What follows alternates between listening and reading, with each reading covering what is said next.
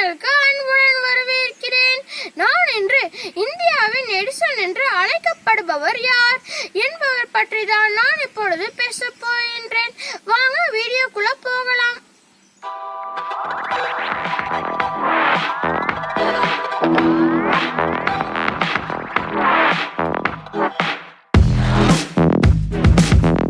இந்தியாவின் எடிசன்.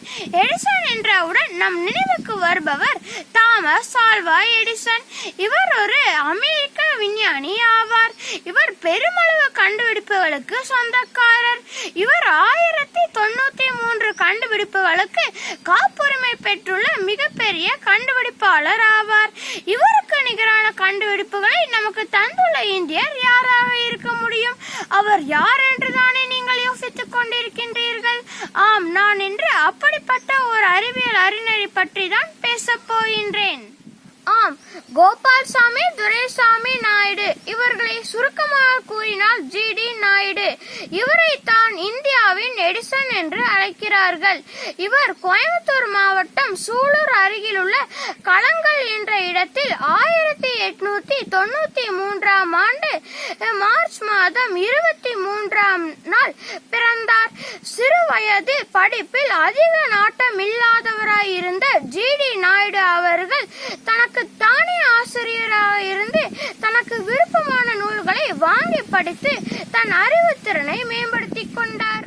கோவையில் பேருந்து போக்குவரத்தில் ஈடுபட்டிருந்த ஸ்டேன்ஸ் துரை என்பவரிடம் ஓர் பேருந்தை கடனாக பெற்று அதில் தொழிலாளியும் முதலாளியுமாக இருந்து பொள்ளாச்சி முதல் பழனி வரை முதலில் பேருந்தை இயக்கினார். இது மட்டுமல்லாமல் அந்த காலத்திலேயே பேருந்து வந்து செல்லும் நேரத்தை அறிந்து கொள்வதற்காக ஒரு கருவியையும் பயணச்சீட்டு வழங்குவதற்காக ஒரு கருவியையும் தொழிற்சாலையிலேயே தயாரித்தார். இது மட்டுமல்லாமல் பேருந்தின் இன்ஜின் இயங்கிக் கொண்டிருக்கும் போதே அதன் அதிர்வு விகிதத்தை அறிந்து கொள்வதற்காக ஒரு கருவியையும் கண்டுபிடித்தார். இது மட்டுமல்லாமல் புகைப்படத்துறையில் டிஸ்டன்ஸ் அட்ஜஸ்டர், பழச்சாறு பிழிந்தெடுக்கும் இயந்திரம், காயமின்றி முகச்சவரம் செய்யும் புதுமையான பிளேடுகள் போன்றவற்றை கண்டுபிடித்தார். விவசாய துறையில் நார்த்தங்காய், ஆரஞ்சு பழம், சோளம், துவரை செடி, பருத்தி செடி மற்றும் காலிஃபிளவர் போன்றவற்றில் பல அற்புதங்களை படைத்தார். குறிப்பாக 10 தேங்காய்களை ஒன்றாக இணைத்தால் ஒரு எவ்வளவு பெரிய தேங்காய் உருவாகுமோ அவ்வளவு பெரிய தேங்காயை மரத்திலே வளர வைத்து காட்டினார். மற்றும் ஒரு நெச்செடியை வாழை மர உயரத்திற்கு வளர வைத்து காட்டினார். இந்தியாவிலேயே முதலாக மின்சார மோட்டார் உற்பத்தி செய்யும் தொழிற்சாலையை கோவையில் தொடங்கியவரும் இவரே. இப்படி பல சாதனைகளை படைத்தாலும் இந்திய அரசாங்கம் இவரை கண்டு கொள்ளவே இல்லை. மாறாக ஜிடி நாயுடு அவர்கள் முறையாக வருமான வரி செலுத்தவில்லை என்று குற்றம் சாட்டியதோடு அல்லாமல் 1941ஆம் ஆண்டு வரையிலான காலத்தில் ஜிடி நாயுடு அவர்கள் செலுத்த வேண்டிய வருமான வரி நிலுவைத் தொகை ரூபாய் 35 லட்சம் என்று அறிவித்ததோடு அல்லாமல் அவருடைய சொத்துக்களையும் ஜப்தி செய்து விட்டது.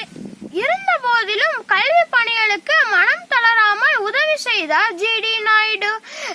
சுயமுயற்சியால் பாலிடெக்னிக் மற்றும் பொறியியல் கல்லூரிகளை தொடங்கினார். இதுதான் இன்று கோவையில் உள்ள அரசு தொழில்நுட்ப கல்லூரி ஆகும். அதாவது GCT, government college of technology. இவருடைய வாழ்க்கை இளைஞர்களுக்கு கலங்கரை விளக்கமாக இருக்கின்றது. ஜிடி நாயுடு அவர்கள் 1974ஆம் ஆண்டு ஜனவரி மாதம் 4ஆம் நாள் காலமானார். கோவை அவிநாச சாலையில் உள்ள கண்காட்சி மற்றும் அருங்காட்சியகம் இவருடைய அறிவுத்திறனை பறைசாற்றுகின்றது.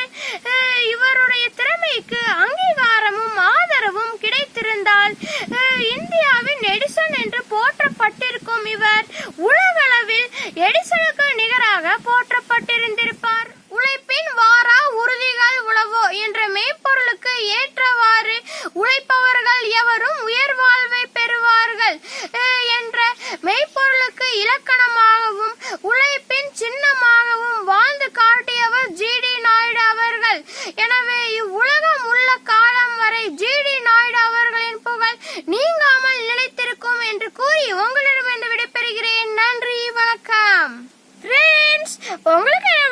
பிடிச்சிருந்தேன்னா லைக் பண்ணுங்க, ஷேர் பண்ணுங்க, சப்ஸ்கிரைப் பண்ணுங்க.